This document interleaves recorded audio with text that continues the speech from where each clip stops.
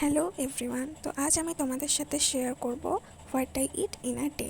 তো সকাল 7টা থেকে আমার পড়া ছিল, আমি চা খেয়ে বেরিয়ে পড়লাম। তো তারপর বাড়ি এসেছি আমি 9টার দিকে, আর তখনই মারাত্মক লেভেলের রোদ উঠে গেছিলো।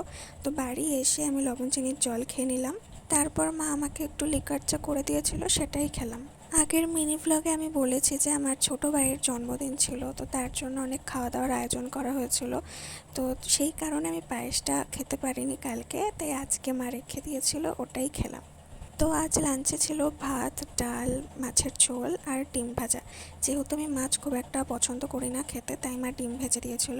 আর মাছটা জাস্ট আমি একটু মুখে দিয়েছি, বাদবাকি মাকেই দিয়ে দিয়েছিলাম। তারপর সন্ধেবেলা একটু লিকার চা বানিয়ে খেলাম। আমি একটু চা লাভার আছি, খুব একটা বেশি নয়। আর চায়ের কালারটা দেখো, জাস্ট এত সুন্দর কালারটা দেখতে হয়েছে। আর খেতে তো দুর্দান্ত হয়েছিল। আর ডিনারে ছিল রুটি আর আলু দিয়ে আর ডিম দিয়ে ভাজা মতন।